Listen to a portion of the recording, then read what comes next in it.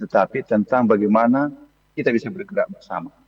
Itu tagline-nya. Penutup, saya mau bawakan dua pantun. Yang pertama, kasih cakepnya ya. Jalan-jalan ke GBK naik sepeda. Cakep. Mampir sebentar, jajan es kelapa. Cakep. Meski cuaca Jakarta lagi panas-panasnya, aksi iklim tidak boleh reda. Satu lagi. Olah sampah jadi ekoenzim. Cakep. Cakep. Buat siram tanaman di halaman. Cakep. Mari kita lebih peduli iklim agar kota Jakarta sejuk dan nyaman. Cakep. Dengan mengucapkan Bismillahirrahmanirrahim, kegiatan cengkerahan iklim hari ini dengan tema Urban Climate Action kami nyatakan dibuka. Selamat berdiskusi dan lebih sayangi bumi. Terima kasih. Wabillahi taufiq wal hidayah. Assalamualaikum warahmatullahi wabarakatuh. Waalaikumsalam warahmatullahi wabarakatuh. Terima kasih Bapak Direktur atas sambutan pembukaan yang telah diberikan.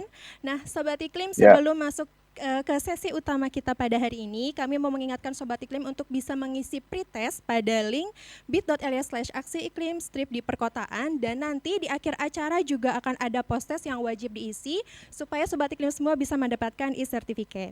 Dan selanjutnya sebelum masuk sesi utama nih Mas Bayu, akan ada apa ya nanti ya? Nanti akan ada sesi games, jadi teman-teman sekalian mohon untuk dapat memperhatikan paparan yang disampaikan oleh para narasumber ya. Nah, mungkin untuk mengefisiensi waktu juga, lebih baik langsung dimulai saja ini ya, Kak Kansa. Tadi saya sampaikan juga terkait dengan cengkeraman iklim akan disampaikan juga oleh moderator. Nah, kakak moderator ini kece banget nih ya, Kak Kansa ya. Kece-nya luar biasa. Moderator kita hari ini adalah Kak Faras. Bisa ditampilkan dulu.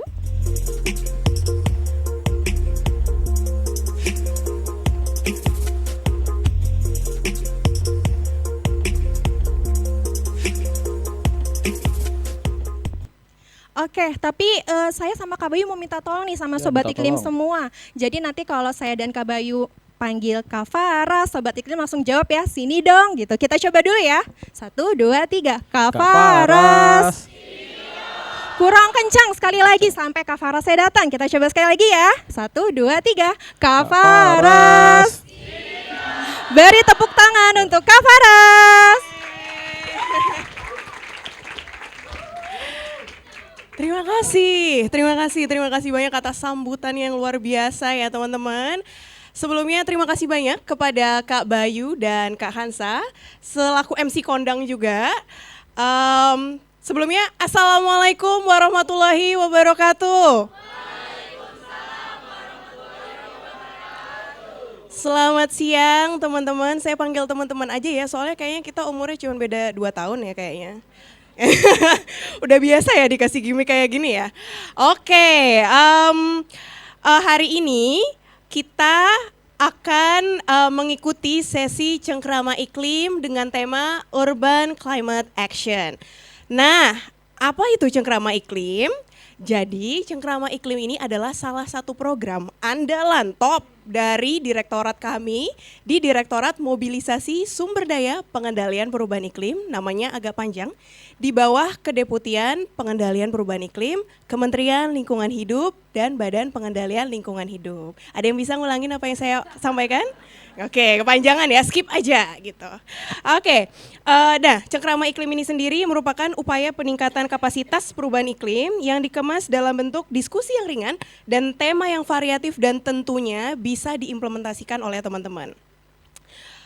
Narasumber kita hari ini sudah dikurasi dengan sangat baik. Kami mencari dari Sabang sampai Merauke nih narasumbernya nih. Supaya teman-teman tuh pulang-pulang tuh kayak, baiklah aku akan melakukan apa yang tadi dilakukan gitu. Terima kasih. Itu yang saya cari. Namanya siapa tadi? Siapa namanya? Kenzi dari SMA? SMA 7. Oke, beri tepuk tangan dong buat Kenzi. Oke. Nah, ini tadi saya juga dengar sudah dicek ombak nih ya dari berbagai SMA dan SMK di Jakarta. Ada SMA 7, SMA 10, boleh. SMA 35, SMK 49, SMK 56, dan SMA 111 ya. Benar, ada yang ketinggalan? Kalau SMA yang paling bagus SMA mana ya?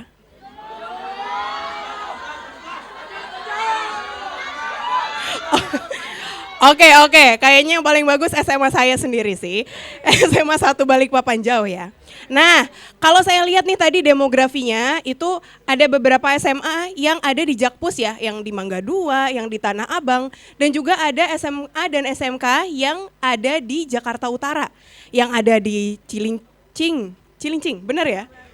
Iya, terus ada di Pluit juga. Nah, Penjaringan, bener, itu saya pengen banget ke Penjaringan. Boleh, undang ya.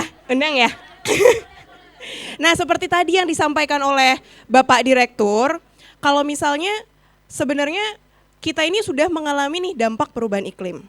Yang di Jakarta Utara kita udah melihat adanya penurunan muka air tanah, terus kenaikan muka air laut. Yang di kota mungkin kita nggak kerasa banget, tapi sebenarnya ngerasa nggak sih kalau semakin panas? Ngerasa. Dulu lahirnya tahun berapa ya? 1909 berapa? Nggak mungkin, jangan bohong. No. Oke, 2009-2010, mungkin di memori teman-teman yang awal-awal gitu, kayaknya nggak sepanas ini nggak sih? Iya kan? Terus nggak tiba-tiba, ini semua ada prosesnya. Tapi sekarang kok makin panas gitu. Nah, perubahan iklim ini sendiri juga bukan sesuatu yang cuman dialami oleh teman-teman, tapi juga dialami sama teman-teman yang ada di Afrika Selatan, yang ada di Amerika Serikat, di Kanada, di Bonn, di tempatnya Pak Dir tadi, semuanya merasakan. Nah, karena itulah satu dunia ini punya kesepakatan untuk yuk sama-sama kita menurunkan dampak perubahan iklim dan juga emisi karbon gitu. Dan ini nggak cuma bisa dilakukan oleh para pejabat perwakilan negara, tapi ini juga bisa dilakukan oleh kita semua, teman-teman dari tingkat yang paling kecil. Ada yang bisa ngasih contoh nggak? Apa sih yang bisa kita lakukan sebagai aksi iklim untuk mendukung pengentasan dampak perubahan iklim dan juga mungkin mengurangi emisi? Ada yang bisa? Kenzi nih keren banget nih sobi gue. Apa tuh Kenzi? Pakai Transum. Tadi kesini naik Transum nggak? Alhamdulillah, naik apa? Keren. Rute? Oke, terus tadi ada yang katakan lagi? Nggak ada? Iya, apa tuh? Naik sepeda. Tadi kesini naik sepeda? Oh enggak, bener, naik sepeda ke sekolah gitu ya, atau ke kantor. Nah, ini pas banget, kebetulan pas banget nih sama apa yang tadi disampaikan, naik Transum, naik sepeda, itu adalah hal-hal yang akan kita bahas lebih lanjut lagi hari ini. Nah, Cengkrama Iklim hari ini juga spesial banget karena kita merayakan Hari Lingkungan Hidup Sedunia tahun 2026 dengan tema Climate Now atau aksi iklim sekarang. Jadi aksi iklim nggak bisa ditunda-tunda lagi, tapi harus sekarang. Oke, sebelum saya panggil narasumbernya, tadi kan Kak Bayu sama Kak Hansa udah nanya nih, kalau saya bilang Cengkrama Iklim dibalasnya apa, udah tahu kan? Aduh, aku juga lupa lagi. Apa ya guys? Oke, jadi kalau misalnya saya bilang Cengkrama Iklim, balasnya santai ngobrolin iklim, oke? Kita coba dulu tas ombak lagi. Cengkrama Iklim. Santai ngobrolin iklim. Oke, terima kasih banyak. Ini udah pada santai ya? Nggak ada yang kaku ya? Oke, lemesin dulu. Oke, kalau gitu kita langsung aja. Kayak saya udah kebanyakan ngomong ini. Kita akan mengundang para narasumber yang kece-kece banget. Hari ini kita akan membahas mulai dari penggunaan sebentar, saya blank. Jadi ada 3 narsum yang sangat keren. Yang pertama ada Kak Dipa dari Sekolah Tani Muda. Mungkin Kak Dipa boleh langsung bergabung dengan kami di depan. Tepuk tangan. Yang kedua, kita punya Kak Sani dari komunitas Bike to Work. Silakan Kak Sani. Nah, ini Kenzi bisa ngobrol nih sama kakaknya, sama mbaknya tadi. Dan yang terakhir, kita juga punya Kak Nana dari komunitas River Ranger Jakarta. Kepada Kak Nana, boleh ikut kami ke depan, Kak. Wah, bawa sesuatu nih. Oke. Ini menarik banget temanya hari ini karena sejujurnya saya pribadi sebagai salah satu orang yang concern juga dengan isu perubahan iklim, pengen tahu banget nih hal-hal yang dilakukan oleh kakak-kakak di depan. Manggilnya kakak ya, jangan Pak, jangan Bu. Oke, Kak. Karena kita sekarang hidup di era yang memang di mana perubahan iklim itu menjadi isu yang nyata. Jadi kita juga harus bisa menyiasati dan beradaptasi dengan baik terkait isu perubahan iklim itu. Nah, yang pertama, ini menarik banget. Kita akan ngobrol dengan Kak Dipa. Nah, Kak Dipa ini dari Sekolah Tani Muda. Di sini kita akan belajar tentang urban climate action atau aksi-aksi perubahan iklim yang bisa dilakukan teman-teman di rumah yang ada di kota. Dalam hal ini adalah tentang pertanian yang ada di rumah, gitu ya Kak Dipa ya. Kak Dipa ini teman saya sendiri sebenarnya. Saya sangat terinspirasi dengan story-story Instagramnya.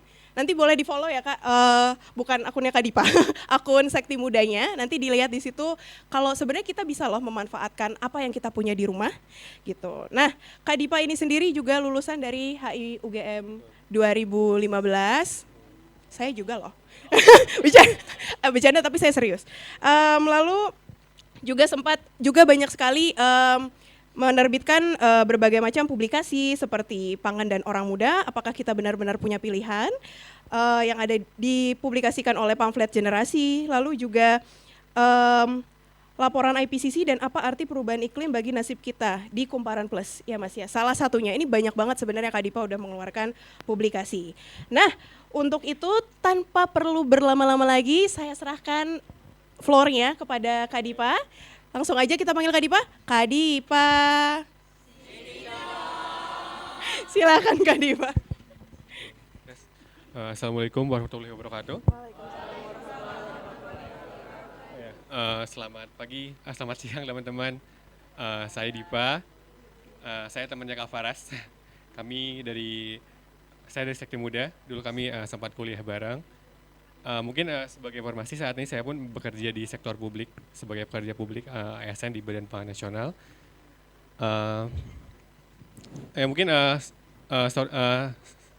Singkat story, saya dulu lulus tahun 2019 waktu ground zero COVID. Waktu itu kan memang cari kerja cukup susah dan saya pulang kampung ke Sukabumi, lalu bertani, lalu singkat cerita saya sejak 2022 akhirnya juga masuk ke Kementerian Pertanian Badan Pangan Nasional. Nah, mungkin ini sedikit paparan dari saya. Teman-teman tahu kan ini tanaman apa aja? Ya, dan ya, oke. Ya, teman-teman udah pada. Jadi ini ditanam di halaman rumah saya di Bekasi. Teman-teman tahu kan Bekasi di mana? Ya. Ya, satu planet yang ada 3 matahari gitu. Jadi dengan kondisi iklim seperti itu pun kita masih bisa tanam seperti ini gitu. Mungkin boleh next. Teman-teman tahu kalau dalam lagu Indonesia Raya ada 3 stanza? Nah, kan? Apakah pernah nyanyi hingga 3 stanza? Sampai 3 stanza?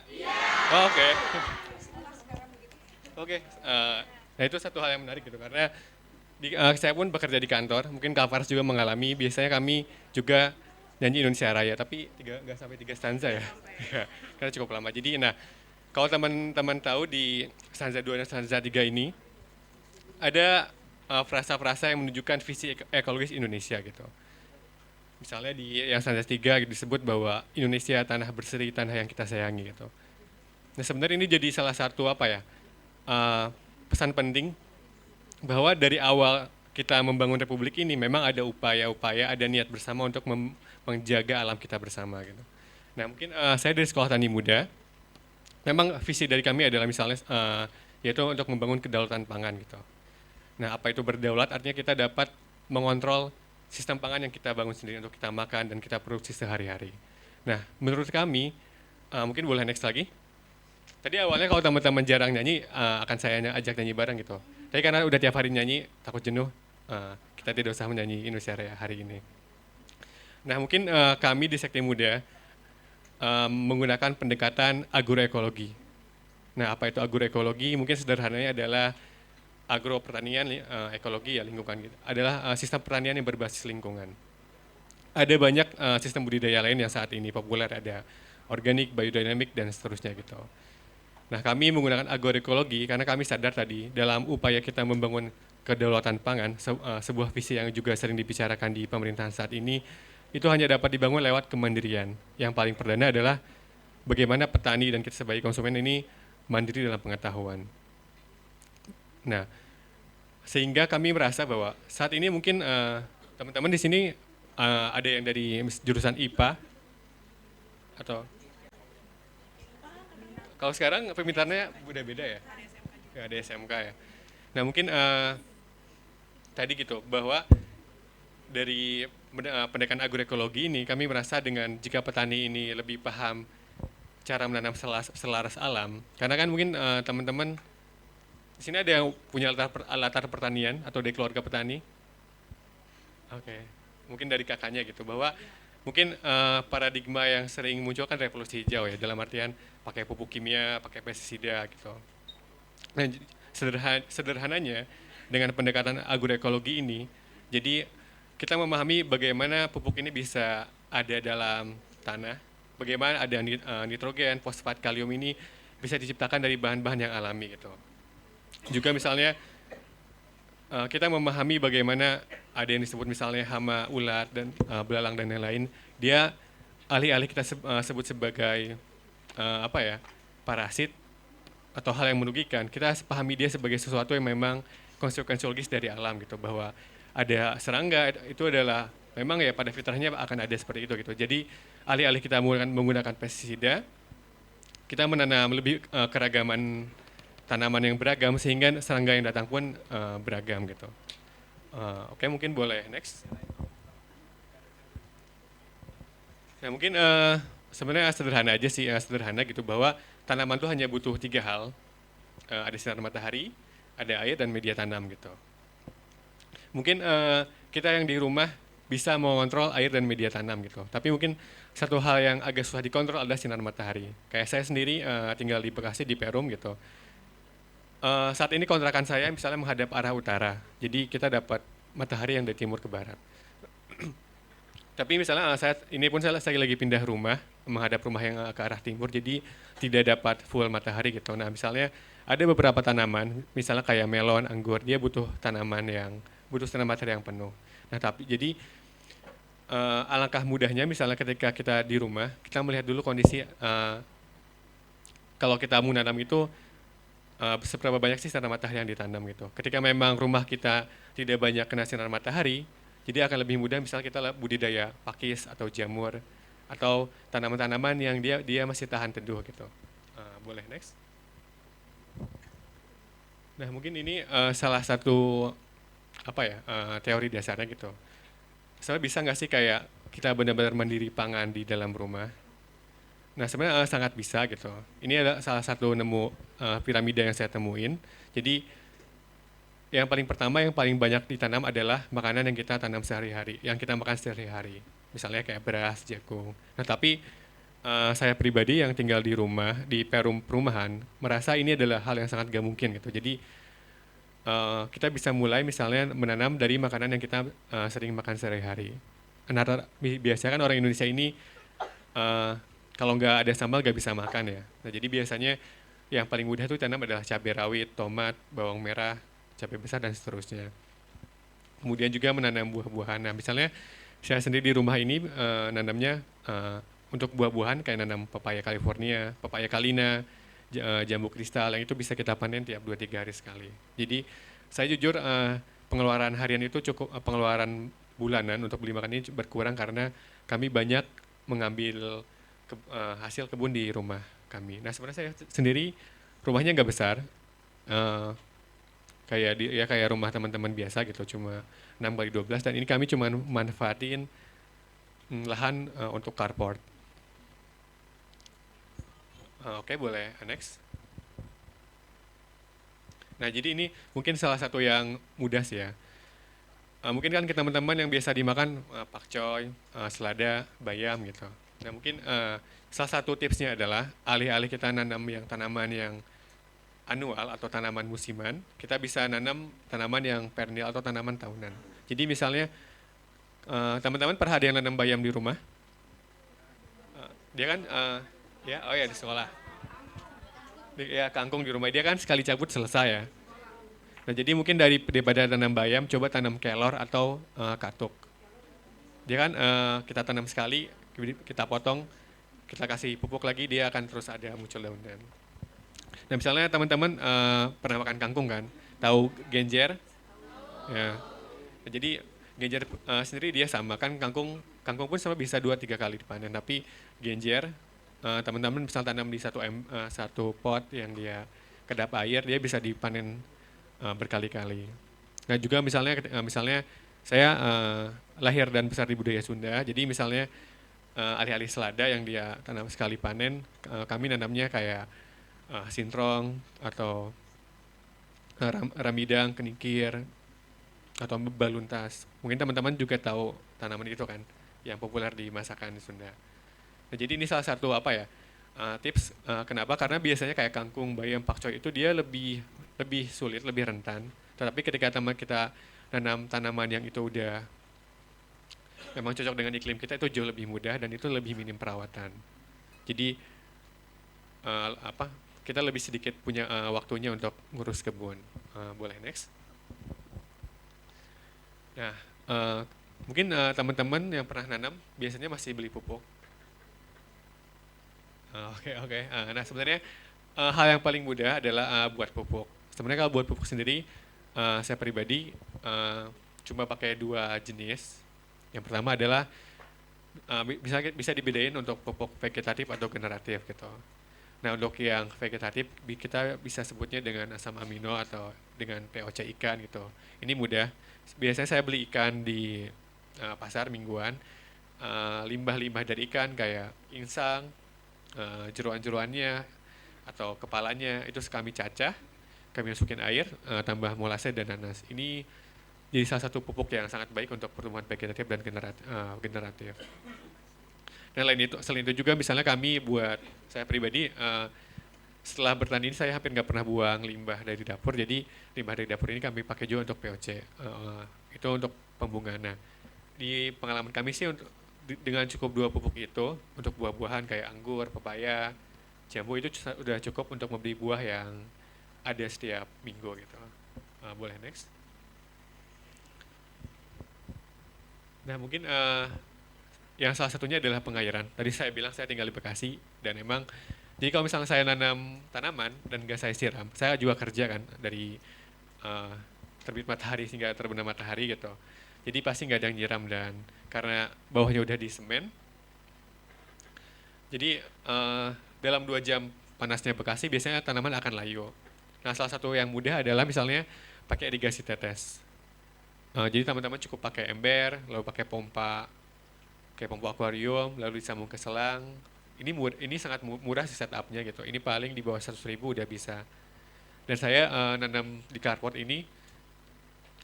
Jadi ketika saya tinggal kerja atau saya tinggal pergi keluar kota beberapa hari, ini masih aman gitu. Jadi kayak teman-teman yang meninggal tanamannya waktu sekolah, ini ketika pulang masih aman. Oke, mungkin selanjutnya. Ya mungkin satu hal yang menurut saya salah satu hal penting yang saya rasain dari bertanam di rumah adalah melihat lagi keragaman hayati di depan rumah. Kayak saya tinggal di Bekasi, jujur waktu saya awal-awal tuh sangat jarang ngelihat ada serangga-serangga gitu. Tapi ternyata ketika saya nanam jagung, terong, sawi, cabai dan banyak sayur lain gitu, tiba-tiba juga muncul juga serangga-serangga gitu. Itu kadang salah satu praktik yang bagi saya penting karena kita bisa menciptakan satu kebun yang nanti jadi tempat shelter bagi serangga untuk berkembang biak. Nah mungkin satu hal yang penting adalah kayak padanan yang tepat untuk self reliance, Kak Faras. Agak susah ya. Ya? Ya. Jadi kadang kita berpikir kita tuh bisa mandiri, benar-benar mandiri tanpa bantuan orang lain gitu. Tapi secara alamiah kita manusia memang didesain sebagai suatu makhluk sosial gitu. Dan kita hanya bisa benar-benar mandiri itu alih-alih mengisolasi diri, kita hanya bisa lewat menurut saya ya interdependence atau saling bekerja sama. Dan mungkin satu hal yang saya alami sebagai ini ya anggota masyarakat di Peru perumahan gitu, dengan kita kayak nanam sayur-sayuran, sawi, pandan, pohon salam gitu, akhirnya itu ngebawa interaksi dengan tetangga. Jadi ketika tetangga butuh, silahkan Pak ambil aja di rumah kita gitu. Dan nanti kita pun ketika butuh ke mereka bisa minta hal yang sama. Itu sih menurut saya sebagai anggota masyarakat. Mungkin saya kan juga Gen Z awal gitu. Dan mungkin kita yang anak muda seringkali gagap secara sosial di perumahan ya. Kita nggak kenal bapak siapa, ibu siapa. Sebagai bisa kan kita lebih digital native ketimbang paham dengan kondisi lingkungan sosial kita. Ini buat saya sih sebagai anak muda yang gagap dan akhirnya masuk kembali sebagai anggota masyarakat, jadi salah satu alat penting untuk ngebangun interaksi dengan orang tua yang lebih senior daripada saya. Mungkin dari saya sekian Kak Paras. Terima kasih banyak teman-teman. Terima kasih banyak Kak Dipa. Menarik banget apa yang disampaikan oleh Kak Dipa. Tapi Kak, sebelum saya lanjut nih, mau tanya sedikit kalau Sekti Muda itu apa sih? Dia komunitas, jadi kami bisa bangun kelas, jadi lalu kami kayak praktik ngolah sawah, ngolah kebun bareng-bareng di lahan. Dan semua boleh ikut? Boleh daftar kelasnya? Boleh. Mungkin kami mohon doanya kayak di akhir tahun ini lagi proses untuk sewa lahan. Kalau ada mungkin nanti kamu bikin oprek. Oh baik, kita doain ya semoga segera terlaksana. Dan kalau misalnya teman-teman nih pengen engage langsung dengan Sekti Muda, bisa follow kemana nih Kak? Di Instagram kami @sektimuda, bisa di follow di situ. Oke, terima kasih banyak Kak Dipa. Kita tepuk tangan dulu dong sekali lagi. Baik, ini saya juga turut mencatat ya teman-teman, dan menarik banget emang tadi diberikan tips and trick langsung nih dari Kak Dipa. Seperti misalnya kalau misalnya kita mau nanam di rumah, prioritas yang akan kita tanam apa tadi? Betul, adalah makanan yang memang biasa dan sering kita konsumsi. Terima kasih ya, saya udah dibantu. Seperti cabai, timun, tomat gitu ya Kak Dipa ya. Dan di iklim Bekasi yang sangat ganas itu bisa ya Kak tumbuh ya. Karena yang penting kita menyesuaikan dengan iklim. Betul. Mau namain? Oke, baik. Lalu juga memanfaatkan ruang yang ada. Bukti bahwa di rumahnya Kak Dipa sendiri memanfaatkan carport ya Kak ya. Jadi sekecil apapun lahan sebenarnya bisa. Betul. Dan juga tanam tanaman perennial seperti katuk, kelor, genjer, dan kenikir gitu yang cocok untuk iklim dan juga minim perawatan. Dan juga tadi yang saya sangat kagum adalah ketika membuat pupuk, ternyata proses akhirnya itu zero waste. Alias limbah dapurnya sama sekali tidak sama sekali bermanfaat untuk siklus kehidupan yang selanjutnya gitu. Ini menarik banget teman-teman, dan semoga bisa kita coba aplikasikan dan duplikasi ya di rumah masing-masing. Dan juga tadi keanekaragaman hayati meningkat, banyak serangga ya Kak ya. Dan juga ini nih, tadi saya juga catat kalau misalnya manusia itu sebenarnya makhluk sosial dan juga bisa mandiri, tapi kemandirian ini hanya bisa dicapai dengan interdependensi dengan yang lain. Itu tips terakhir, itu adalah tips dari Kak Dipa buat kalian supaya jadi tetangga favorit Pak RT. Jadi kalau misalnya butuh sesuatu bisa tuker-tukeran nih, tuker-tukeran bahan. Pak, saya butuh cabai. Oh ya silahkan gitu. Nggak dijual ya Kak Dipa ya? Tukeran ya. Oke, siapa yang mau tetangga nama Kak Dipa? Oke, itu dia dari Kak Dipa. Saya harap teman-teman punya pertanyaan untuk Kak Dipa, tapi tahan dulu, kita akan next ke narasumber selanjutnya. Di sini kita udah ada Kak Sani. Kak Sani ini adalah Head of Partnership and Social Movement, Co-Lead dari Bike to Work. Ada yang udah pernah dengar Bike to Work? Oke, nah Kak Sani ini sendiri pernah bekerja sebagai manajer proyek senior di Jatiwangi Dor ya Kak ya, dan juga lulus dari Sarjana Ekonomi Manajemen dari Universitas Islam Indonesia gitu. Nah, kita akan lebih dengar lagi karena pengalaman organisasi dan komunitasnya Kak Sani cukup banyak tentang apa sih Bike to Work itu, dan susah nggak ya naik sepeda ke kantor atau naik sepeda ke sekolah. Ada yang rumahnya jauh banget nggak dari sekolah? Banyak ya. Atau mungkin ada alternatif lain nih dari sepeda. Oke, tanpa memperlama lagi, kita panggil Kak Sani yuk. Kak Sani. Silakan Kak Sani. Assalamualaikum warahmatullahi wabarakatuh. Apa kabar semuanya? Alhamdulillah. Saya sangat bahagia bisa berada di sini bersama teman-teman semuanya pemilik generasi masa depan yang cerah. Teman-teman yang hadir di sini menunjukkan bahwasannya optimisme untuk memukul mundur krisis iklim ini bisa kita song-song dengan optimis. Tepuk tangan dulu buat teman-teman. Teman-teman ada yang bersepeda ke sekolah? Pernah? Wes. Bersepeda tiap Jumat malam akhir bulan ada? Oh, Sabtu Minggu. Oh, oke. Siap. Kalau Kak Sani menggunakan sepeda bike to work, kebetulan jarak dari rumah ke kantornya cukup dekat. Ya, nggak sampai 5 kilo lah. Dari Jatinegara ke Cikini jadi bisa ditempuh 3 kilo itu ya kecepatan santai paling enggak setengah jam lah ya. Nah, jadi di sini Kak Sani mau mengkampanyekan kepada teman-teman semua yang hadir di sini untuk bersepeda dalam beraktivitas sehari-hari. Jadi bike to work ini nggak hanya untuk bersepeda ke kantor, tapi juga bersepeda ke tempat aktivitas, bisa ke sekolah, ke kampus, ke coffee shop, atau ke warung, ke masjid dan lain sebagainya. Mungkin bisa, ya, oke.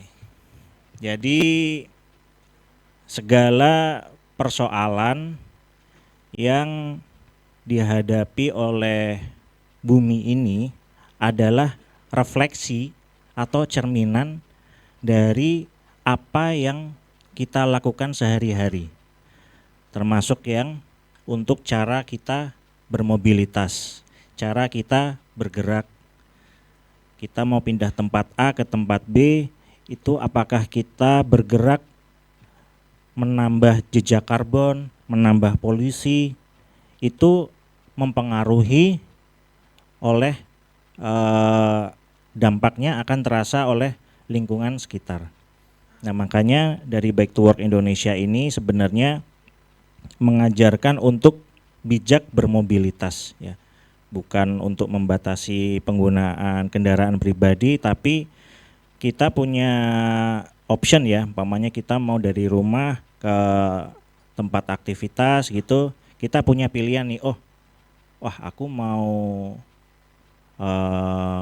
pergi ke sana menggunakan banyak pilihan ya, motor, mobil. Nah, kebetulan Bike to Work ini mempromosikan sepeda sebagai mobilitas, terutama untuk mobilitas jarak dekat.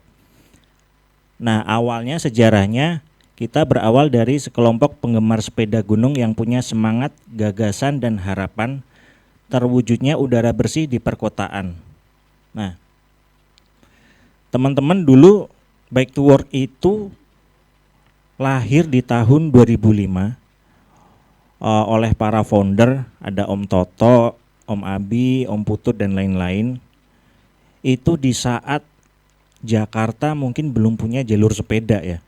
Mungkin jalur sepeda masih terasa asing di kamus tata kota berkelanjutan ya. Jadi mereka hanya bermodalkan apa? Semangat, tekad, dan keberanian untuk mengayuh. Jadi mereka memulai dengan satu kayuhan dulu. Mungkin kalau di Kementerian Lingkungan Hidup ada tagline satu langkah dulu ya. Mereka memulai dari satu kayuhan dulu. Karena berangkat dari keresahan-keresahan kemacetan, polusi, mereka ada teman-temannya yang dari kantor itu rumahnya Semanggi ke rumahnya dari Tanah Abang mau ke Tamrin. awalnya naik mobil kok ini ya ngerasa lama gitu. Terus nyoba naik sepeda akhirnya naik sepeda mereka bisa mempersingkat waktu. Nah, waktunya dari yang 1 jam jadi 45 menit. Makanya dari teman-teman itu selain dari efisiensi waktu juga ada efisiensi secara ekonomis. Nah, karena sepeda ini dalam isu krisis energi global sekarang ya, kita tahu harga Pertamax udah naik ya. Kolesterol juga ikut naik nih, darah tinggi ya bapak-bapak ini. Nah, makanya dari Bike to Work mempromosikan sepeda itu sebagai kemerdekaan dari ketergantungan dari bahan bakar fosil ya. Jadi ketika kita ingin bermobilitas, kita tidak terikat oleh kenaikan fluktuasi harga BBM gitu ya. Karena mungkin bahan bakar kita ya cukup air putih sama soto kali ya. Kalau di mampir warung gitu, sarapan. Nah, dari efisiensi itu kita bisa berdampak terhadap lingkungan. Jadi kualitas udara bersih meningkat, kemudian polusi juga turun, kita mengurangi jejak emisi karbon dan lain sebagainya. Oke, next. Nah, visi Bike to Work terciptanya kualitas hidup yang lebih baik dengan bersepeda. Dan juga misi meningkatkan jumlah pengguna sepeda untuk beraktivitas sehari-hari dan terciptanya jalur prioritas sepeda. Nah, dulu Bike to Work berkampanye ketika bersepeda itu ternyata enak ya. Kita bisa mempersingkat waktu, menghemat pengeluaran. Nah, pada akhirnya pemerintah pun juga mengapresiasi, menyediakan jalur-jalur sepeda terproteksi. Karena ketika kita bersepeda mungkin ada perasaan was-was, khawatir ya di jalan raya gitu. Oleh karena itu pemerintah menjamin keselamatan dari para pesepeda untuk bermobilitas di jalan raya. Karena bagi kami jalan raya itu adalah ruang bersama, ruang publik yang patut untuk dirayakan oleh semua warga negara. Jadi bukan hanya privilege kendaraan bermesin. Jadi ketika kita bersepeda itu kita bisa menerapkan saling menghargai dan saling menghormati sesama pengguna jalan. Jadi nggak mentang-mentang naik mobil, terus ini kita sebagai pesepeda, sebagai kelompok rentan memang harus mempunyai prioritas karena dalam piramida keselamatan itu yang tertinggi adalah pejalan kaki, pesepeda, kedua transportasi umum, baru yang di bawah itu adalah pengguna kendaraan bermesin. Jadi memang pesepeda itu dan pejalan kaki mempunyai hierarki yang tertinggi. Oke, next boleh. Next aja.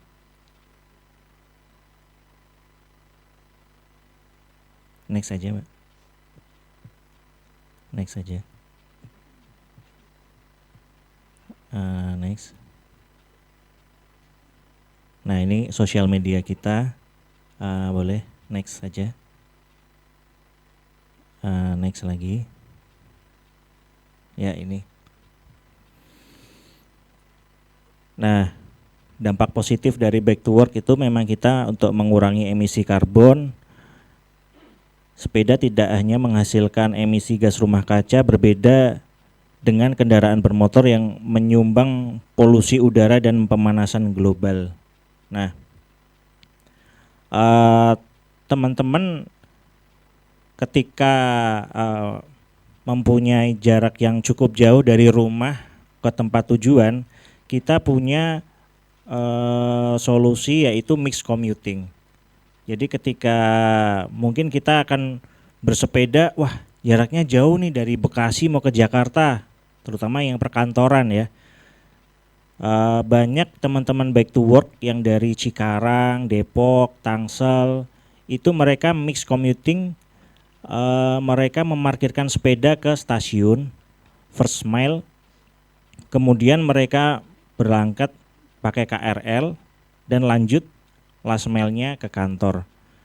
Nah, solusi ini adalah untuk mempersingkat waktu dan jarak ketika capek nih aku kalau dari Bekasi 40 kilo ke Jakarta. Nah, kita solusinya adalah bisa mixed commuting. Dari KCI biasanya menyediakan parkiran sepeda, bike shelter gitu ya. Bike shelter untuk sebagai ruang parkir sepeda yang aman dan nyaman supaya pengguna itu tidak khawatir hilang gitu. Kan kadang kita itu mau bersepeda ada punya perasaan khawatir, was-was gitu ya. Waduh, sepedaku gimana nih nanti. Nah, dari pihak pemerintah biasanya menyediakan bike shelter di stasiun-stasiun yang telah dibangun. Biasanya ada di kawasan-kawasan penyangga ya, di Cikarang, Pondok Ranji, Bekasi Timur dan lain sebagainya. Nah, dampaknya kita akan mengurangi penggunaan kendaraan pribadi sehingga jalan raya itu bisa kita nikmati sebagai ruang publik yang sehat dan berkelanjutan. Karena dahulu budaya bersepeda telah dilakukan oleh para pendahulu kita, mungkin kakek-kakek kita, nenek-nenek kita, itu bahkan sebelum ada tren kendaraan bermesin yang pertumbuhannya pesat, sudah terbiasa bersepeda ya. Saya dulu itu di Jogja, kebetulan Kak Sani asli Jogja, itu di tahun 70-an pernah menjadi kota sepeda. Jadi jalannya itu memang didominasi oleh sepeda. Jadi raja jalanan. Nah, di situ bisa kita bayangkan pada tahun 70-an itu yang pertama kualitas udara, kualitas lingkungan hidup pada tahun 70 itu pasti udaranya bersih ya. Kemudian ketika bersih maka akan mempengaruhi kesehatan anak-anak, bayi-bayi yang bertumbuh kembang pada tahun-tahun tersebut. Mungkin kalau dari Kemen LH ada data lingkungan hidup tahun 70 bisa dicek itu, atau mungkin ada aplikasi apa gitu. Mungkin pada saat itu udaranya benar-benar bersih ya. Jadi memang mempengaruhi tumbuh kembang anak, karena polusi udara itu ternyata dengan zat-zat yang dikeluarkan seperti timbal, arsenik, karbon monoksida itu mempengaruhi stunting bagi anak-anak. Polusi udara itu sangat berdampak signifikan ya. Bahkan ada riset yang mengkaitkan juga polusi udara dengan stunting. Oleh karena itu, ketika kota itu memprioritaskan sepeda sebagai transportasi, maka kualitas udara, kualitas lingkungan hidup akan meningkat. Kemudian yang kedua juga dari dampak ekonomi. Jogja pada tahun 70-an bisa dikatakan mungkin PAD-nya tinggi ya, ekonominya tinggi. Itu juga tidak bisa dilepaskan menurut asumsi ya, hipotesa. Itu ketika kita bersepeda itu kan pasti ada interaksi sosial ya. Sama pesepeda kan pasti ngobrol ya, ngobrol gitu kan. Jadi Mas Ani bayangin itu pada para pesepeda di jalan gitu. Pak, mau kemana Pak? Wah, saya mau ke pasar Pak. Wah, ke pasar. Yang satu lagi, wah, di pasar jualan apa Pak? Saya jualan ayam gitu kan. Wah, kebetulan saya ternak ayam nih Pak. Wah, sama ternak sayur. Wah, ternak sayurnya di Sekti Muda. Ternak sayur. Nah, akhirnya ada pertukaran informasi. Nah, jadi di situ ketika bersepeda ada istilahnya humaniora, percakapan yang pada akhirnya akan memunculkan keakraban dan kehangatan persaudaraan gitu. Nah, di situ ada pertukaran informasi yang para warga di Yogyakarta ketika akan bermobilitas ke pasar, ke warung, ke mana aja. Nah, disitulah mungkin bisa ada ditarik data untuk meningkatkan perekonomian. Dan juga ketika bersepeda kita bisa mampir ke warung, ya, bisa mampir ngopi dulu, bisa melihat suasana terdekat. Karena juga sepeda itu berpotensi juga mendongkrak pariwisata ya. Karena teman-teman komunitas yang akhir pekan Sabtu Minggu itu biasanya sepedaan kemana gitu sambil foto-foto gitu kan, foto-foto terus upload, wah ada tempat wisata yang baru nih di sini nih, wah ada tempat yang kece nih yang instagramable gitu ya. Biasanya dari sepeda itu para pengguna bisa mempromosikan sebuah tempat wisata, selain juga mengurai kemacetan dia ke tempat wisata tanpa kendaraan pribadi, mereka bersepeda ke tempat tujuan wisata tersebut. Kak Sani, kita punya 2 menit lagi. Oke.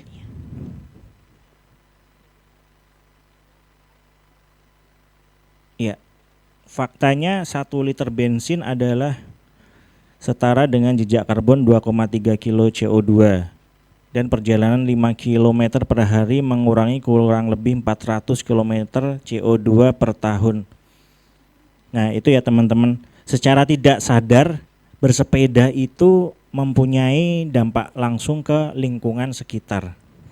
Ketika kita memilih sepeda sebagai alat transportasi ramah lingkungan, kita sebagai aktor teladan yang bisa berkontribusi nyata terhadap bumi dan seisinya.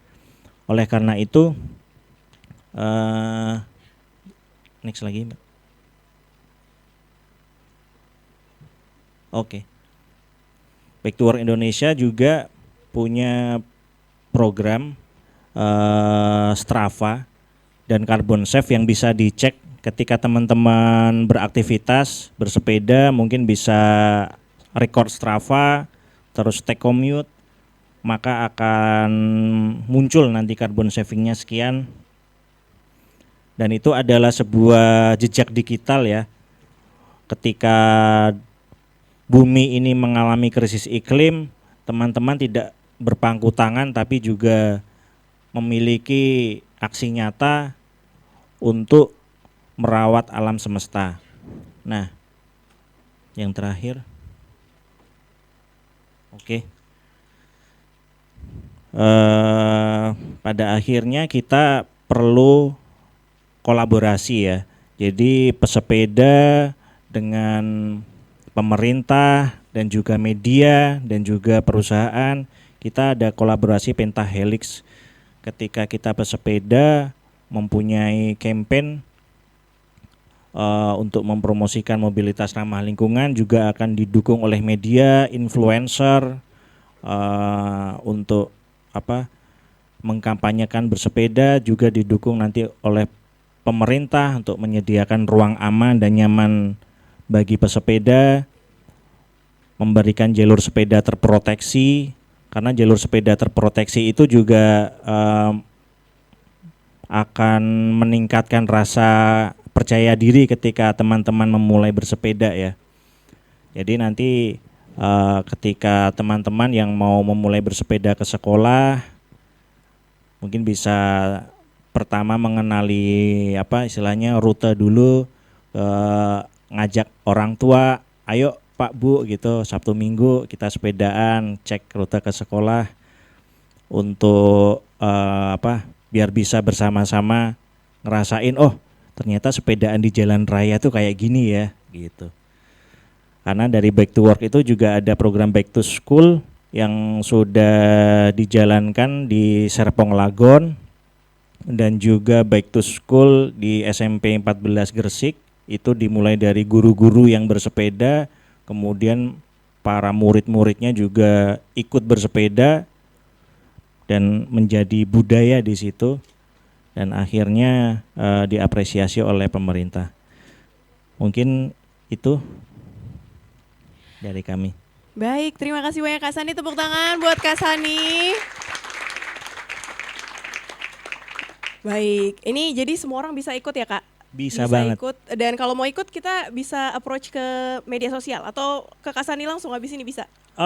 Bisa posting sambil story tag Back to Work Indonesia gitu, Strava gitu bisa. Oke, nanti akan masuk ke list itu ya Kak, consistent riders tadi ya. Kalau misalnya konsisten masuk bersepeda ke tempat kantor atau ke sekolah begitu ya? Betul, ada carbon savingnya juga muncul gitu nanti. Begitu, jadi tercatat dan terukur ya kira-kira kontribusi kita dengan melakukan bersepeda itu lewat emisi yang tidak kita keluarkan itu terukur juga ya Kak? Iya, betul.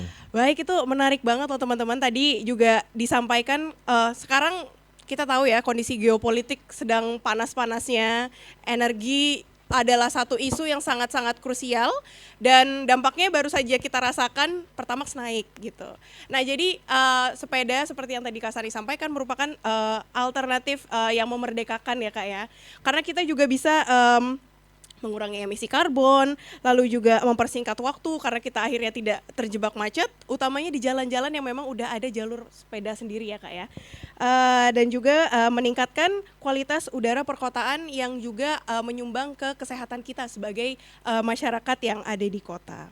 Nah, tadi juga Kak Sani menyampaikan satu poin penting juga tentang kolaborasi. Dari Kak Dipa disampaikan kolaborasi dan dari Kak Sani juga disampaikan kolaborasi. Jadi lagi-lagi aksi iklim itu bukan cuma tugas satu pihak, tapi juga seluruh pihak, dari pemerintah, dari komunitas, dari perusahaan dan juga dari teman-teman sendiri sebagai individu dan manusia yang merdeka masing-masing begitu. Oke, kita langsung ke narasumber yang paling cantik nih yang di ujung. Alhamdulillah. Kita punya Kak Nana. Nah, Kak Nana ini sendiri adalah Curriculum Coordinator dari River Ranger Jakarta yang fokusnya memang untuk Kali Ciliwung ya Kak. Siapa yang tinggalnya di dekat Kali Ciliwung ada? Saya juga, benar, saya juga di bantaran Kali Ciliwung. Benar nggak ya di bantaran, tapi saya dekat Kali Ciliwung. Dan Kak Nana ini juga merupakan Chief Community Officer dari komunitas Taufan dan juga founder, owner dan juga guru dari Fun House Class. Ini menarik banget portofolionya Kak Nana. Dan beliau juga dulu lulus dari Stanford College dari jurusan marketing. Nah, ini menarik banget sebagai warga Ciliwung nih. Saya juga penasaran apa aja yang sudah dilakukan dan apa aja yang bisa kita bantu lakukan nih Kak untuk River Ranger Jakarta. Untuk itu yuk kita panggil sama-sama Kak Nana. Kak Nana.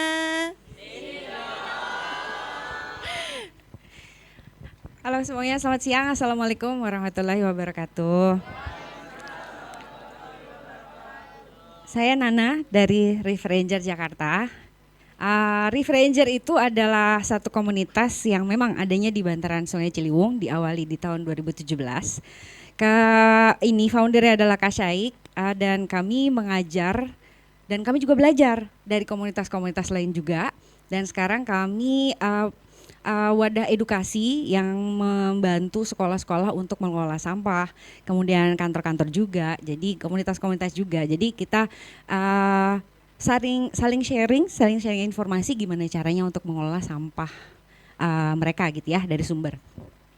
Kita suka jalan-jalan, jadi kita suka banget kalau misalnya pergi ke tempat lain dan kita kenalan sama kepala-kepala daerahnya dan kemudian kita bantu mengatasi permasalahan sampahnya gitu.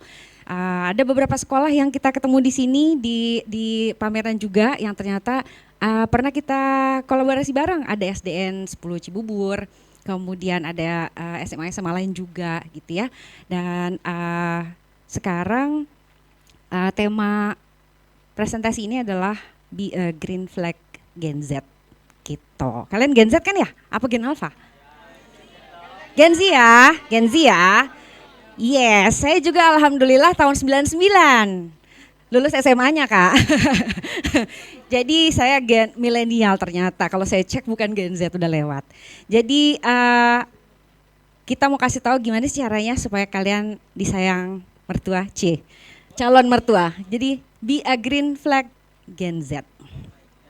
Oh my God, Kenzi kamu banget. Let's go, kita mulai dengan slide yang ketiga. Oke, ini kita udah tahu semua ya. Dan kalian pastinya di aksi iklim ini kalian punya namanya eco anxiety, ya enggak sih? Dah banyak banget perubahan-perubahan yang ada di kurikulum kita, ya enggak sih? Ya ampun, tiba-tiba TKA, tiba-tiba ganti SNBT-nya juga ganti tes. Ada lagi sekarang perubahan-perubahan iklim, ya ampun, ini namanya adalah eco anxiety. Kalau kamu belum mengenali apa sih ini yang aku rasakan setiap hari, kecemasan ini gitu ya. Satu yang dibilang sama Kak Dipa sama Kak Sani, kecemasan karena iklim, polusi. Udahlah Kak Sani bilang tiba-tiba polusi bikin stunting, ya ampun, ini punya pasangan aja belum, tapi udah mikirin, ya ampun berapa tahun lagi anak kita nanti ada kecemasan, mungkin tingkat stuntingnya lebih tinggi gitu ya, probability-nya. Kemudian kecemasan air dan udara yang pasti banget ini. Air sungai dulu tahun 70-an kata Kak Sani dulu udaranya masih bersih. Sekarang panas banget, sedikit-sedikit semua orang pegang kipas. Siapa yang pegang kipas portable sekarang? Hampir semua orang punya kipas portable, panas bener. Ya ampun, jadinya inilah yang kecemasan-kecemasan ini ya. Belum lagi mempengaruhi perkembangan mental dan perkembangan pertumbuhan tubuh juga. Dan sekarang kita punya juara 2 penghasil gas metana sedunia, ya Allah malu banget. Alhamdulillah, itu bukan sesuatu yang perlu tepuk tangan Kakak, bukan. Jangan. Jadi kita adalah darurat sampah ya, makanya sekarang kita diajak oleh pemerintah daerah terutama dengan instruksi gubernur yang baru nomor 5 tahun 2026 bahwa kita nggak boleh lagi buang sampah organik di dalam tong sampah. Siapa yang udah mulai buang sampah organik di, cakep Kak, kamu keren banget. Dan cuma satu-satunya seruangan cuma Kakak doang. Kak juga.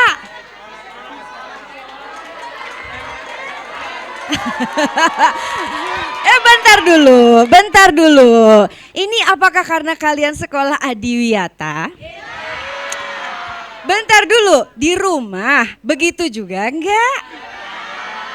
Kalau gitu keren banget, tepuk tangan dulu buat semuanya. Keren sih. Pantes berarti dipanggil ke sini ya Kak Fares ya, mereka emang juaranya. Jadi memanglah ini tong sampah, buang sampah pada tempatnya ini udah jargon yang ketinggalan zaman ya. Kalau zaman dulu buang sampah pada tempatnya tulisannya di mana-mana. Sekarang udah nggak bisa lagi Kak, tempatnya nggak ada lagi tempatnya. Jadi kita nggak bisa lagi buang sampah pada tempatnya. Jadi kita harus pilah sampah dan harus mengelola sampah dari sumbernya. Sip. Ternyata kalau ada data dari Kemenlh, ini adalah Dinas Lingkungan Hidup ya, bukan Kemenlh. Ternyata 60% sampah itu adalah organik. Easy dong. Kalau kata Kak Dipa tadi, dari sampah organik campur sama molase, campur sama nanas, tiba-tiba jadi VOC. Kemudian sekolah Adiwiyata pasti punya kompos. Kemudian mereka bikin ekoenzim. Kemudian mereka bikin biopori. Wah, habis loh 60%. Mestinya kalau di rumah kalian masing-masing juga melakukan hal yang sama, berarti Bantar Gebang bisa kurang sebanyak 60%, lebih dari setengahnya. Keren banget. Berarti kalau mengelola sampah organik dari rumah, dari sumbernya, berarti kita bisa mengurangi lebih dari setengahnya. Benar. Dah selesai masalah kita Kak Faras. Kita membantu pemerintah daerah kita dengan mengelola sampah organik dari rumah. Next Kak. Nah di River Ranger Jakarta, kebanyakan kalau kita datang ke sekolah-sekolah yang belum Adiwiyata ya, kalian pasti udah jago semua, nggak perlu. Kalau sekolah-sekolah yang baru mulai mau jadi sekolah Triber. Sekolah Triber yang baru mulai gitu ya, kemudian mereka mau jadi sekolah bersih, sekolah hijau. Mereka minta gimana sih Kak caranya untuk mengelola sampah dan mengurangi timbulan sampah, potensi timbulan sampah dari sekolah.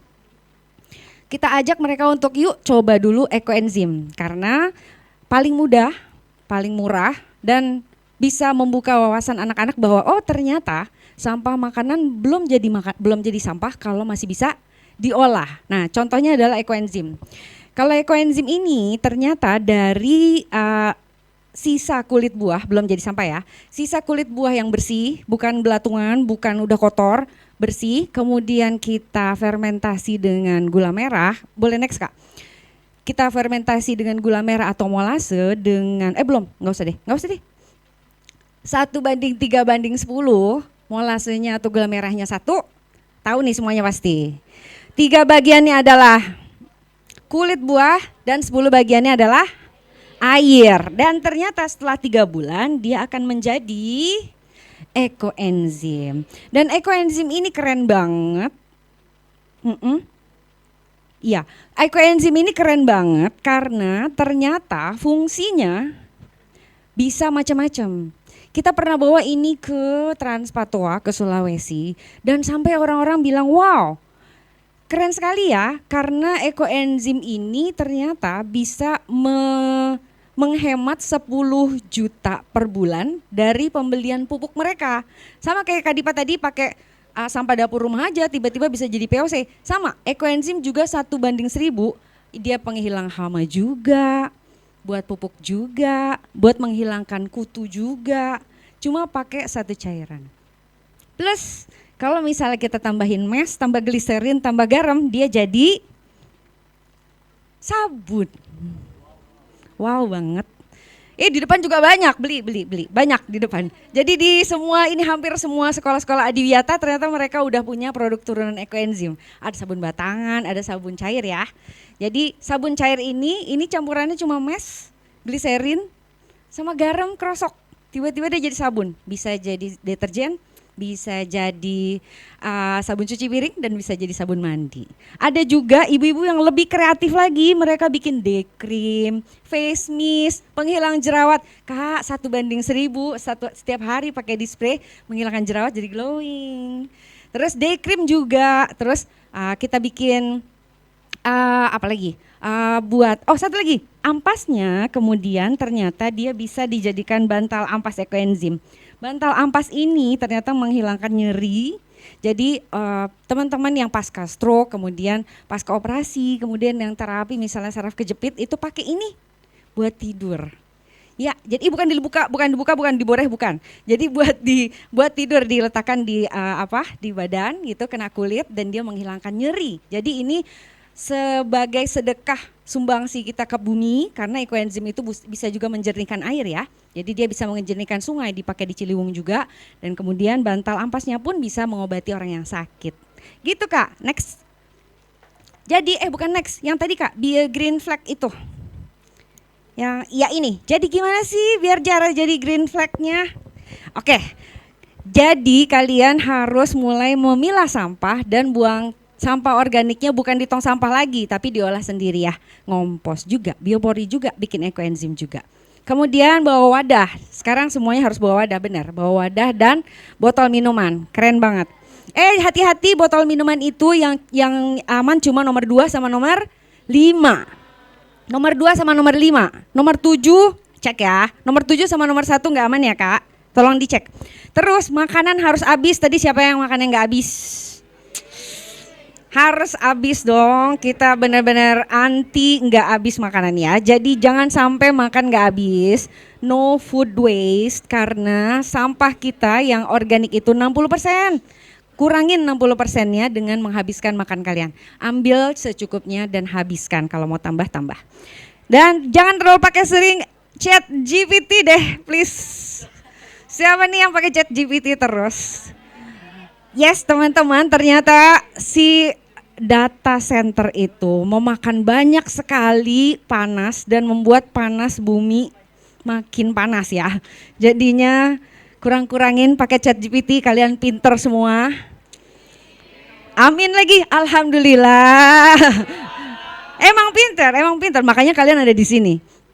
Kalian pinter mencari informasi, Karena kalian nggak perlu cari informasi dari internet terus. Kalian punya guru, kalian punya teman, kalian kenal komunitas. Kalian bisa search komunitas-komunitas keren dan kalian bisa DM pasti dijawab. Ya nggak Kak?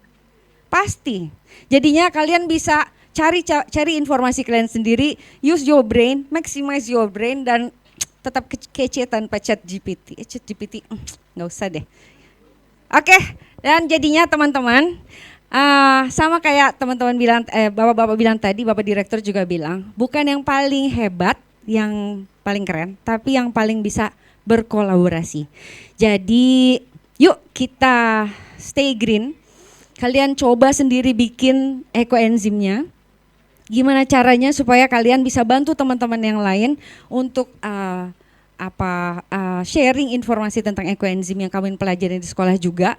Bikin sedekah ekoenzim untuk bumi, tuang ke saluran air kalau sudah bikin, agar nilai baku mutu sungainya meningkat. Kalau misalnya setiap orang hibahkan ekoenzimnya ke got, ke sungai, pasti sungai dan laut kita semakin bersih juga.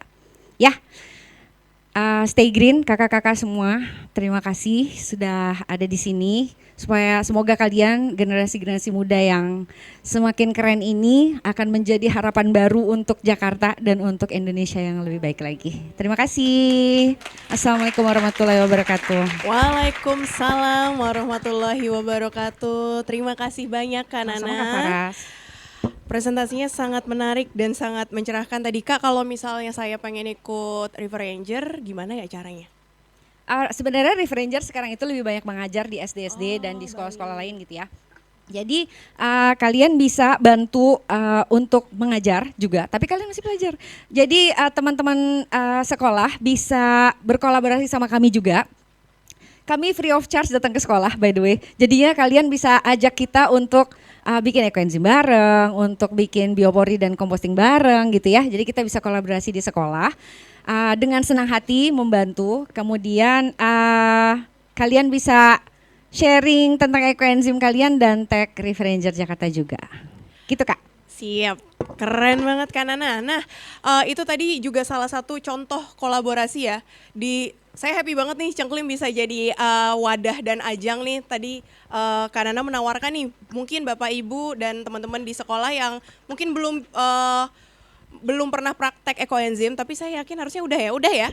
Nah, ini berarti udah jago nih. Kalau gitu pertanyaan saya selanjutnya, udah jadi green flag Gen Z belum sih? Udah. Tadi makannya dihabisin. Terus habis itu pada bawa tumbler. Mana coba lihat. Oke, keren. Oh, keren. Ih, foto. Keren banget ini. Enggak ada yang foto. Kak. Oke, terus habis itu udah pilah sampah. Udah. Oke. Terus oke. Lagi mau boleh dipoto. lagi tumblernya diangkat. Weh. Keren banget. Kita hempaskan botol-botol plastik dan wadah-wadah plastik itu ya. Yang sekali banget. Keren banget sih kalian, sumpah keren banget. Keren banget. Oke, terima kasih. Dan tadi yang terakhir, syarat menjadi green flag Gen Z adalah mengurangi AI.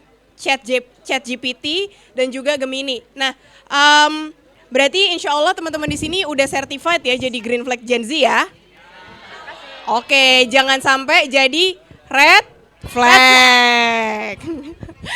Oke, itu tadi di 3 narasumber kita, ada Kak Dipa, Kak Sani, dan juga Kak Nana yang masing-masing memperkenalkan aksi iklim dari komunitasnya masing-masing.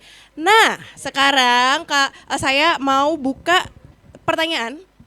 Siapapun boleh nanya, tapi tolong pertanyaannya dibuat singkat, mengingat waktunya sudah cukup terbatas saat ini.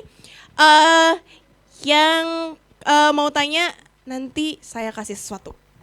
Oke, belum, sabar. Nah ini dia, antusiasme yang saya tunggu-tunggu. Oke, siapa yang mau nanya? 1, 2, 3.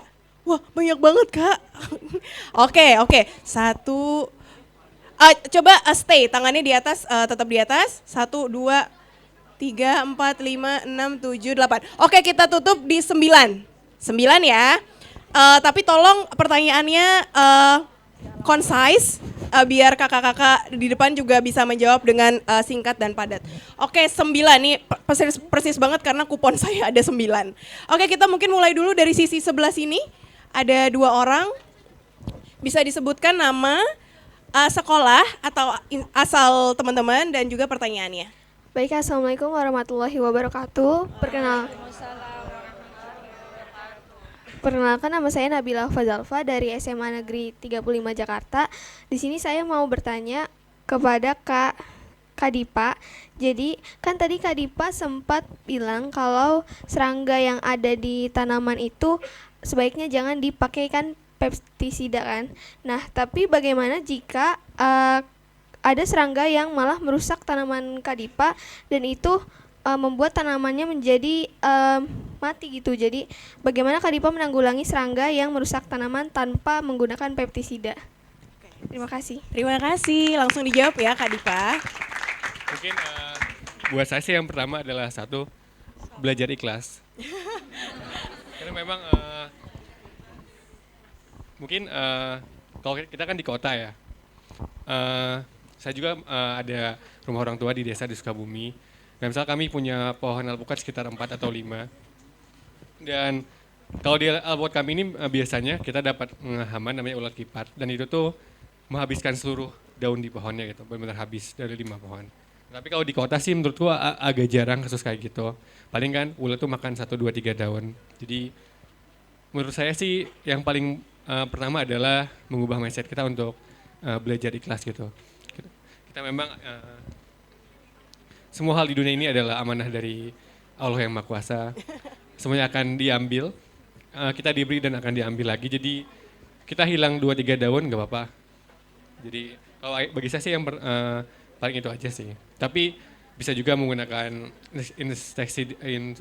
insektisida nabati. Tapi sih sejauh saya bertani 6 tahun ini hampir tidak pernah pakai pestisida apapun. Karena biasanya pun nanti ada serangga tapi itu hanya serangan minor. Secara ekonomis pasti di bawah 5% sih hitungan kami. Oke, siap. Terima kasih banyak Kak Dipa. Jadi emang harus ikhlas dan juga kita ngasih makan serangga juga ya, bisa jadi hitungannya. Oke, pertanyaan kedua mungkin, silakan. Oke, sebelumnya halo semuanya. Halo. Perkenalkan, namaku Khairani Talita Taya, biasa dipanggil Talita. Sebelumnya pertanyaan aku itu hampir sama, cuman aku ganti karena sama.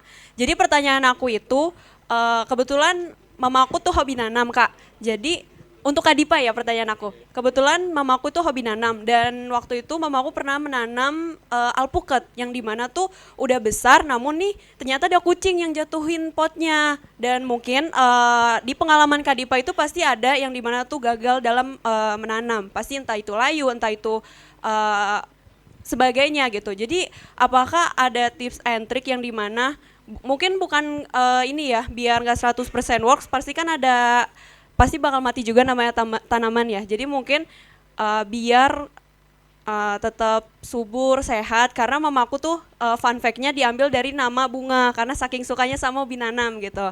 Terima kasih. Baik, terima kasih, pertanyaannya menarik banget nih. Mungkin upaya mitigasi supaya tidak terjadi dan juga tipsnya nih Kak kalau misalnya udah terjadi gitu. Silakan Kak Dipa. Mungkin sama juga. Biasanya pot saya waktu itu saya nanam sawi, lalu potnya ternyata jadi toilet kucing.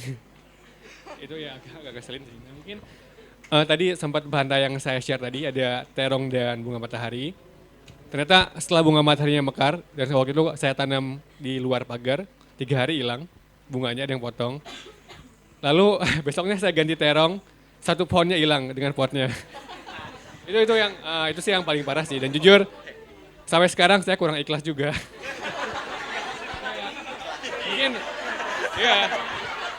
Makanya saya bilang belajar ikhlas karena saya pun masih perlu belajar gitu. Karena ya hilang 1 bunga, 2 bunga ya 1 buah nggak apa-apa, tapi diambil pohon dengan potnya agak berlebihan kayaknya. Mungkin tipsnya sih, kalau saya sih tadi paling mudah adalah ada irigasi tetes yang jadi kita nggak perlu nyiram tiap hari, dan irigasi tetes ini dia lebih hemat air. Kita kan kalau nyemprot pakai selang bisa habis berapa liter, tapi irigasi tetes anggaplah 1 pohon habis 1-2 liter per hari. Dan itu biasanya sih embernya langsung saya kasih pupuk ekoenzim dari hasil dapur. Sejauh ini sih saya buah-buahannya berhasil sih. Saya pun nanam bunga-bunga di rumah kayak tadi. Dahlia, bunga matahari, zinnia, yang nah misalnya kalau teman-teman coba Tahu kan bunga apa di depan? Ya, Krisan, Daisy. Tentu kalau kita tanam di Bekasi tidak akan berhasil karena kebanyakan mataharinya. Tapi cari tanaman-tanaman yang bunga-bungaan yang dia suka dengan bunga matahari ya, kayak bunga matahari, zinnia dan lain-lain. Oke. Semoga jawab. Siap, semoga terjawab ya. Nanti kalau misalnya mau engage lagi, kita bisa ngobrol di belakang ya sama Kak Dipa juga. Oke, pertanyaan ketiga silakan. Assalamualaikum warahmatullahi wabarakatuh. Waalaikumsalam warahmatullahi wabarakatuh. Silakan. Sebelumnya selamat siang menuju sore semuanya. Perkenalkan, nama saya Idovi dari SMA N35 Jakarta. Di sini saya ingin bertanya untuk Kak Sani. Kira-kira apa sih Kak kendala yang selama ini dihadapi oleh kita sehingga budaya bersepeda di Indonesia itu tidak berkembang secepat seperti negara lain seperti di Belanda, dan apakah kendala tersebut mungkin untuk untuk dihadapi dengan waktu yang dekat maksudnya. Oke, silakan Kak Sani. Terima kasih pertanyaannya. Ya, budaya bersepeda di negara-negara Eropa, negara maju terutama ya, Belanda, Jerman, itu mereka butuh waktu juga kurang lebih 30 sampai 40 tahun untuk transisi dari budaya car centric, kendaraan bermesin, ke budaya bersepeda. Nah, di situ memang banyak protes ya, diawali protes, banyak kasus kecelakaan anak-anak ketika bersepeda untuk menuju sekolah, kemudian pesepeda kommute mengalami musibah, tertabrak kendaraan lain. Nah, berawal dari protes-protes itu, pemerintah di Belanda mulai berpikir ulang. Wah, ini sepertinya tata kota kita harus mulai menuju ke sistem transportasi berkelanjutan ya. Mereka menyediakan jalur sepeda yang terproteksi ya, pertama, yang memang steril. Nah, tantangannya memang di kota-kota besar seperti Jakarta itu jalur sepeda masih sering dimasukin motor, terus untuk parkir. Nah, di Belanda itu memang mereka komit menyediakan lajur sepeda yang betul-betul pure untuk mereka bermobilitas. Karena di negara Belanda, Jerman, dan Eropa itu mempertimbangkan dari nilai ekonomi ketika mereka mulai membentuk sistem transportasi berkelanjutan itu. Mereka bisa menghitung nilai ekonomi dari mengurangi kemacetan, terus dari biaya kesehatan, produktivitas kerja. Karena teman-teman yang back to work atau mungkin pelajar yang bersekolah itu kan secara fisik badan kita menjadi segar ya, pikiran jadi cerah gitu ya, jadi produktivitas kerja meningkat, terus belajar makin mudah gitu. Mungkin nanti guru-gurunya juga ikut senang, nanti bisa dipantau Pak Bu yang murid-murid yang bersepeda ke sekolah itu. Nah, tantangannya di Indonesia memang pemerintah belum menyediakan secara holistik ya jalur sepeda yang terintegrasi, yang steril, yang tidak ada konflik dari pengendara lain. Meskipun ada beberapa jalur yang memang sudah diperuntukkan ya untuk ini terproteksi, dan ada yang jalur berbagi. Nah, melihat data dari Kementerian Perhubungan itu, kita optimis karena ada peningkatan jumlah pesepeda harian yang berapa 30% atau 40%.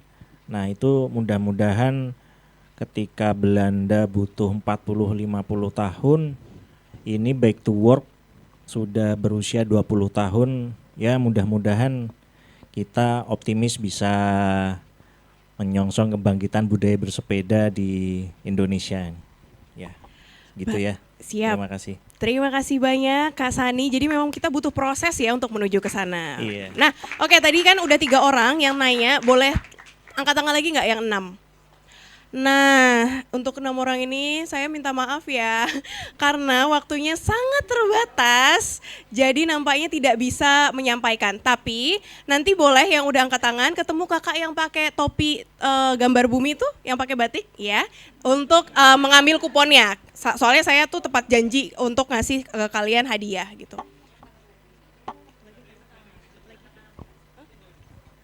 Oh, angkat tangan lagi ternyata. Agak miss nih. Oke. Tapi di antara teman-teman ada yang mau tanya-tanya soal ekoenzim nggak? Ekoenzim terakhir untuk Refranger. Ada? Oke, kamu deh. Iya, silakan. 1 kali pertanyaan untuk kamu.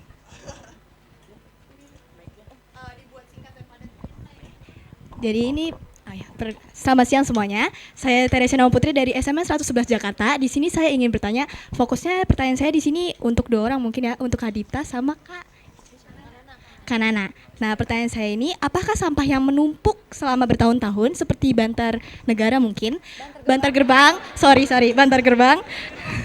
akan memengaruhi kesuburan tanah. Saya nanya ini karena depan saya, sebelah utara berarti depan saya, yang saya tinggali rumah saya itu tadinya tempat pembuangan sampah. Tempat pembuangan sampah ini terus lama-kelamaan ada pembangunan buat rumah gitu. Nah, terus sisa tinggal beberapaan kayak sekitar seginilah lahannya. Nah, bekas tempat sampah itu tiba-tiba ada numbuh semangka tanpa kita ada yang tahu. Nah, itu nggak ada yang nabur benihnya sama sekali. Nah, terus pas mau diambil tiba-tiba ada biawak, saya juga nggak tahu. Ya udah gitu aja. Terima kasih. Siap, terima kasih atas pertanyaannya. Oke, Kak Nana, silakan. Oke, terima kasih pertanyaannya Kak. Ini agak mengejutkan ya sebenarnya, ada biawak atau ada semangka. Tapi gini sebenarnya, intinya adalah semua makhluk hidup itu ada atom karbonnya, ya Kak Dipa, bener ya. Jadi kita tujuannya kita mengkompos, ekoenzim. Jadi kita ini jangan sampai karbon itu terlepas ke udara. Nah, TPST ini, TPA dan TPST ini susahnya adalah buruknya adalah karena dia melepas karbon ke udara dengan membakarnya, metananya. Jadi gimana caranya? Mungkin semangka itu biji-bijinya karena dia dekat sama tanah, karena semua sisa sampah organik ini mestinya adanya di tanah. Jadinya supaya dia kembali lagi jadi tanah. Sama kayak kita juga ya, kita dikubur supaya kembali lagi menjadi tanah. Jadi gini, gimana caranya tanah itu, apakah tanah itu menjadi tercemar? Pasti. Apalagi Bantar Gebang, karena Bantar Gebang itu luasnya adalah 2.500 hektar yang melewati 3 kelurahan dan padahal bukan di Jakarta. Jadi kita buang sampah di rumah orang teman-teman. Jadi mohon maaf teman-teman Bekasi, ya karena TPST ini merusak tanah dari air lindinya, dari sampahnya, metananya. Jadinya setelah dia ada kok, tapi tempat-tempat yang kecil untuk tumpukan sampah masih bisa dipakai tanahnya. Seperti ada di Kemang juga, ada di kita turunan dari Basmar, tiba-tiba dia menjadi restoran, nggak bau dan aman gitu ya. Airnya mungkin ya bisa dicek, tapi caranya adalah ekoenzim. Jadinya dengan menyiramkan ekoenzim ke tanah itu bisa meningkatkan dan menstabilkan si pH tanah itu sendiri. Tapi ya lagi-lagi TPST itu bukan solusi pengelolaan sampah. Jadi jangan sampai sampah organik kita berakhir di TPST. Sip. Gitu Siap, ya, Kak. terima kasih banyak Kak Nana atas jawabannya. Oke, boleh tepuk tangan sekali lagi semuanya. Oke, nanti mungkin kalau misalnya Kak Nana, Kak Sani, dan Kak Dipa juga masih ada waktu, bisa kita engage di luar ya Kak, kita ngobrol-ngobrol. Oke, sebelumnya, sebelum saya menutup sesi ini, saya mau mengajak Kak Dipa, Kak Sani, dan juga Kak Nana untuk kita berfoto bersama Kak, mungkin di depan. Oke, jadi kita berfoto bersama dengan rekan-rekan dan nanti fotografernya dari depan sini. Silakan tim dokumentasi, mungkin boleh dibawa Mbak ekoenzimnya? Iya, dikasih lihat gitu boleh.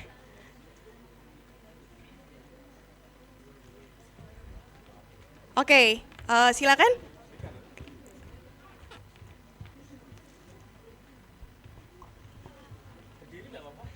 Ya, teman-teman kalau mau berdiri biar kelihatan, maaf ya kita agak tinggi sedikit nih di atas nih. Atau kayak gini kali ya, kita menunduk sedikit ya. Baik, dalam hitungan 3. 1, 2, 3. Ayo kameranya yang mana, bingung nih. Jadi artis nih, POV jadi artis. 1, 2, 3. Oke, terima kasih banyak. Sekali lagi saya mengucapkan terima kasih banyak untuk Kak Dipa dari Sekti Muda, Kak Sani dari komunitas Bike to Work, dan juga Kak Nana dari Reef Ranger. Semoga apa yang disampaikan kakak-kakak di depan ini bisa kita implementasikan ya, mulai dari menanam di rumah, bersepeda ke sekolah, dan juga bikin ekoenzim salah satunya. Sekali lagi tepuk tangan dong buat kakak-kakak di depan. Terima kasih Kak Dipa, Kak Sani, Kak Nana. Terima kasih Kak. Nah teman-teman, itu dia sesi pembahasan dan diskusi terkait Urban Climate Action.